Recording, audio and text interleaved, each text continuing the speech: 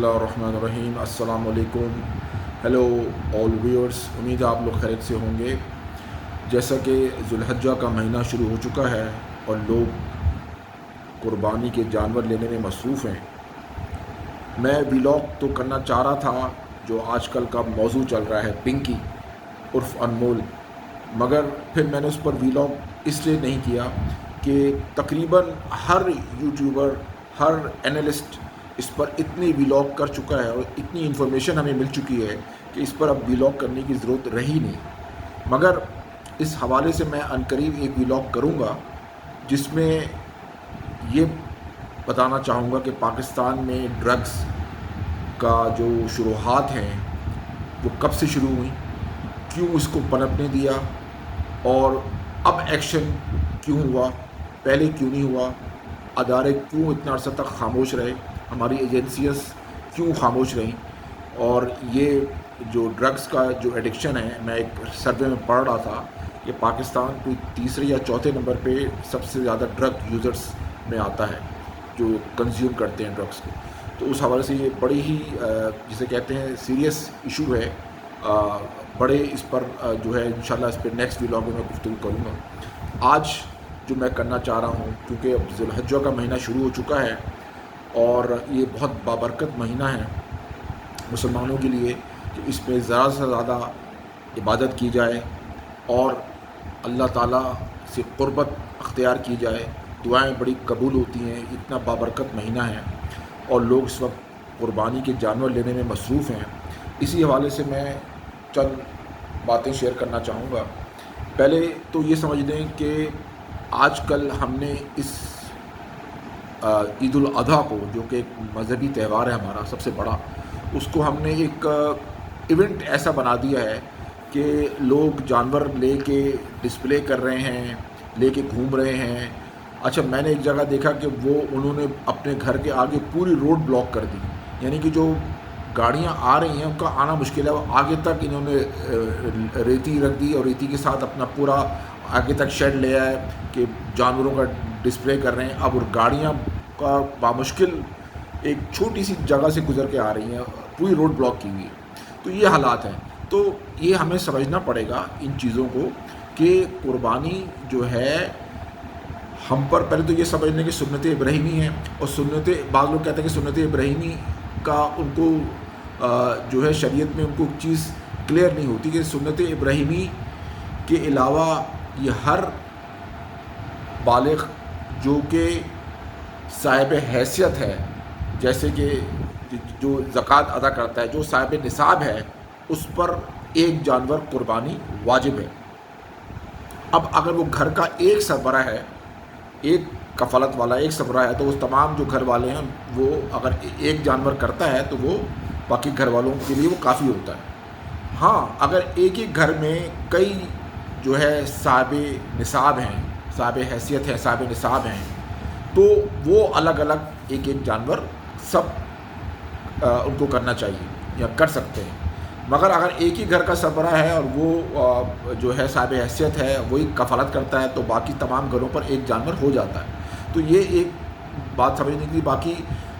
जो अपने साहिब हैसियत हैं वो अपने हिसाब से एक से ज़्यादा जानवर भी करते हैं, मगर जो वाजिब है उस ज़िमरे में मैंने आपको ये बात क्लियर कर दी।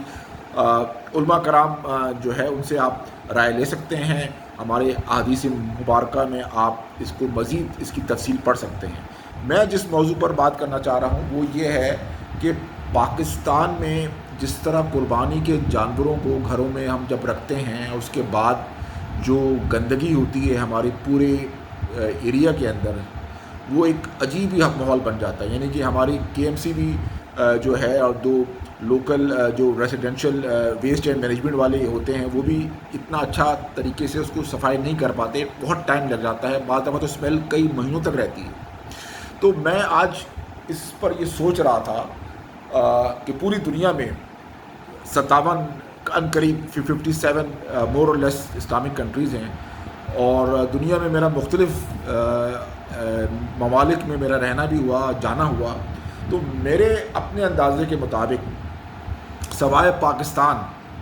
इंडिया भी मैं इतना नहीं कहूँगा कि इंडिया में और बहुत सारे इश्यूज़ हैं,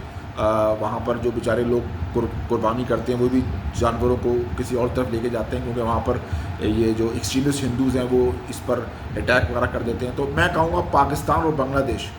اور انڈیا کو بھی آپ شامل کر لیں، ان ممالک کے علاوہ پوری دنیا میں کہیں بھی ایسا نہیں ہوتا کہ جو قربانی کے جانور ہیں ان کو گھروں میں اور محلوں میں ہم جو ہے ڈسپلے کر رہے ہیں، ان کو لے کے گھوم رہے ہیں۔ اچھا، اب بچوں کی کیونکہ عادت پڑ گئی ہے ہمارے کہ بچوں کو ایک ہفتہ 2 ہفتے پہلے قربانی کے جانور آنے چاہیے، وہ ان کو ایک انٹرٹینمنٹ، ایک ایونٹ مل جاتا ہے، ان کو ایک جسے کہتے ہیں ایک نئی چیز مل جاتی ہے کہ یار اس میں ہم لگ جائیں گے اور جانوروں کو ہم یہ کریں، تو یہ ایک ایونٹ بنا دیا انہوں نے۔ اور جو مذہبی فریضہ ہے، جو ذی الحجہ کے 10 دن ہیں، ان کی کیا اہمیت ہے، اس کے بارے میں ہماری نوجوان نسل کو کچھ نہیں پتہ کہ ذی الحجہ میں کیا عبادت کا طریقہ اختیار کی جائے۔ حج کا مہینہ، ذی الحجہ کا مہینہ اسلامی تاریخ ہمارے لیے کتنا اہم ہے، کتنی جس میں روزوں کی کتنی فضیلت ہے، اس میں نفلی عبادت کی کتنی فضیلت ہے۔ ہم اس کے علاوہ ہم ان میں لگ جاتے ہیں کہ جانور آج لینے جا رہے ہیں، آج منڈی جا رہے ہیں، کل منڈی جا رہے ہیں، پھر ڈسپلے ہو رہا ہے، پھر لے کے گھوم رہے ہیں، پھر اس کو وہ کر رہے ہیں۔ یہ میں آپ کو بتا دوں کہ آپ اسلامک ممالک سے، پاکستان کے آپ قریبی، سب سے پہلے آپ عمان سے شروع کریں، عمان، پھر UAE، پھر قطر، پھر بحرین، پھر کویت، پھر سعودی عربیہ، پھر آپ آگے ریڈ سی کو کراس کرتے ہوئے جائیں ایجپٹ کے بعد پھر ویسٹ میں لیبیا کے بعد ٹونیشیا، پھر الجیریا، پھر موراکو تک میں نے نہیں دیکھا کہ کسی اسلامک ملک میں اس طرح جانوروں کو لے کے گھر میں آ کے باندھتے ہیں اور محلے میں لے کے گھومتے ہیں، اور پھر جب قربانی کرتے ہیں تو علائشیں سڑکوں پر پڑی رہتی ہیں کئی دنوں تک اور صفائی نہیں ہوتی۔ میں نے کسی ممالک میں نہیں دیکھا۔ زیادہ تر یہ وہی چیز ہو رہی ہے جو کہ میں ایک عرصہ امریکہ میں رہا، وہاں بھی یہی ہے کہ آپ لوگوں کے سلاٹر ہاؤس بنے ہوئے ہیں۔ میں سعودی عرب میں بھی رہا، وہاں بھی میں نے دیکھا کہ وہاں جا کے آپ اپنا قربانی کا جانور پسند کرتے ہیں، بڑے بڑے سلاٹر ہاؤس بنے ہوئے ہیں، بڑی بڑی جگہیں بنی ہیں، وہاں جائیں، آپ اپنا قربانی کا جانور پسند کریں، بکرا ہو، دمبا ہو، گائے ہو، اونٹ ہو، آپ وہ جانور پسند کریں، وہ آپ کا سارا سلپ بنا دیں گے۔ اسی سلاٹر ہاؤس میں جا کے آپ اپنے سامنے آپ خود بھی کریں جا کے قربانی، جس طرح کہتے ہیں کہ بھئی ہم چوری خود پھیریں گے، آپ خود جا کے کریں قربانی، اور گوشت وہیں سلاٹر ہاؤس میں آپ وہ کر کے غریبوں کا حصہ نکال کر اور اپنا حصہ لے کے گھر آ جائیں۔ مطلب یہ تقریباً تمام اسلامک ممالک میں اس طرح رائج ہے۔